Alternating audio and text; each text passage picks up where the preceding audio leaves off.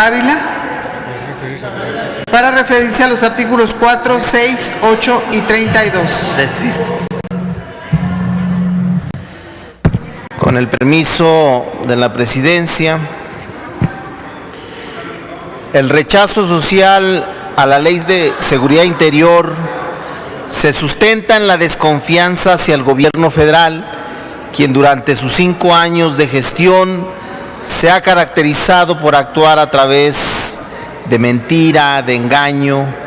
flagelando con cada decisión los derechos humanos de la población. Ante una inminente militarización del país, la ciudadanía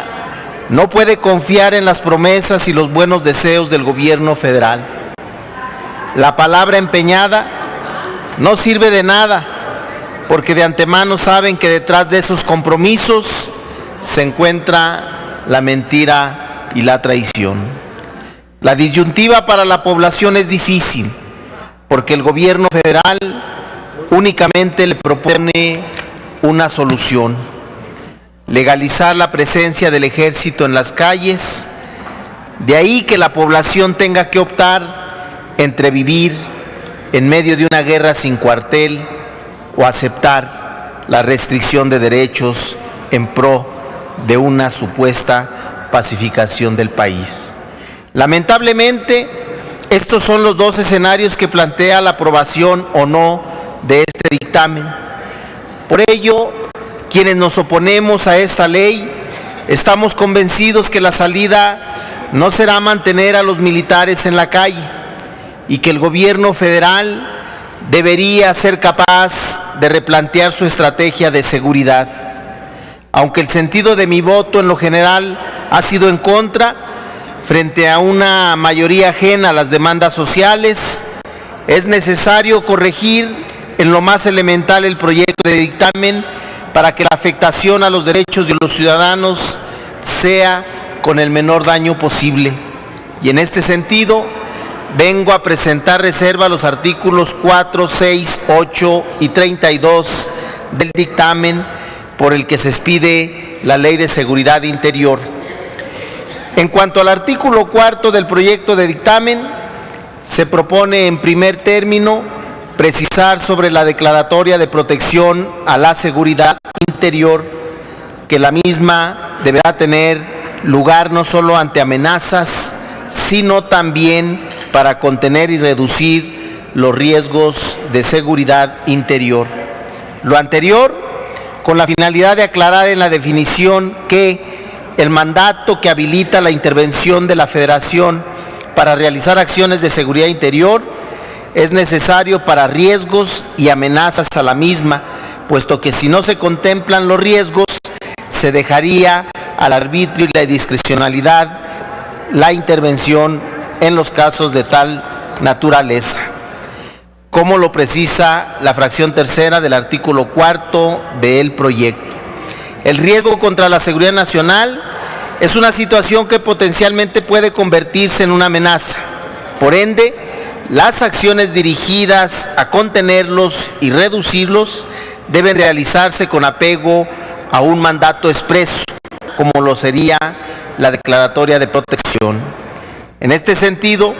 el objeto en esta reserva se ciñe a modificar la fracción cuarta del artículo 4 del proyecto de Ley de Seguridad Interior con la finalidad de que la declaratoria de protección a la seguridad interior sea necesaria para habilitar la intervención de la Federación, incluidas las Fuerzas Armadas, en la realización de acciones que contengan y reduzcan también los riesgos y no únicamente las amenazas. En cuanto a la reserva al artículo 6, se propone modificarlo en razón de que su redacción actual permite que las autoridades federales, incluidas las Fuerzas Armadas, en el caso de riesgos, actúen sin necesidad de que medie la declaratoria de protección, según a través de políticas, programas y acciones para identificarlos, prevenirlos y atenderlos. Sin embargo, es oportuno considerar seriamente que no puede ni debe permitirse se actúe en la discrecionalidad y sin previo mandato. Por tanto, la modificación al artículo 6 consiste en aclarar que para la implementación de las políticas, programas y acciones para identificar, prevenir y atender los riesgos a que se refiere la Agenda Nacional de Riesgos, deberá mediar previa declaratoria de protección a la seguridad interior que habilite el despliegue de tales acciones. En cuanto a la modificación propuesta al artículo 8 de la presente minuta, se justifica en razón de una serie de contradicciones que contiene dicho precepto en el marco de los derechos humanos y el texto constitucional. Dicha contradicción estriba en el hecho de que el artículo 9 constitucional no limita el derecho a la movilización y la protesta social a temas político-electorales, pues solo establece como único requisito que éstas sean con fines lícitos. Por lo tanto, en los términos en que ha sido aprobada la minuta, abre la puerta a que las movilizaciones y protestas de otra naturaleza sí puedan ser consideradas amenazas a la seguridad interior, situación que a la luz de la doctrina y del texto constitucional representaría una violación a los derechos humanos. Por otro lado, si bien el texto del artículo 8 del presente dictamen pretende salvaguardar el derecho a la protesta social cuando se trate de motivos político-electorales, bajo el análisis el cuerpo de la ley propuesta, dicha acción resulta una simulación, ello en razón de que el mismo ordenamiento define y distingue lo que debería entenderse como amenaza a la seguridad interior y riesgo a la seguridad interior. Luego entonces, la forma en que se encuentra redactado el artículo 8 de la Ley de Seguridad Interior permitiría que las fuerzas federales y de manera preocupante las fuerzas castrenses pudieran intervenir para la desmovilización de protestas sociales, incluso aquellas que fueran en materia político-electoral, toda vez que si son consideradas como un riesgo para la seguridad interior, sería materia de intervención. Bajo estas consideraciones, se propone al Pleno de este Senado de la República modificar el artículo 8 del presente dictamen para armonizar su redacción con el texto del artículo 9 constitucional, así como para asegurar que las movilizaciones de protesta social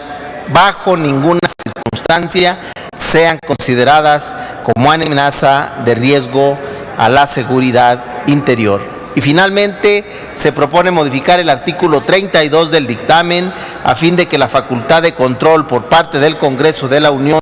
se adecúe conforme a lo descrito en la Ley de Seguridad Nacional. Pido a la presidenta pueda ser incorporado el texto íntegro de las reservas. Es cuanto, señora presidenta. Gracias. Le pido a Servicios Parlamentarios incorporar el texto íntegro al diario de los debates.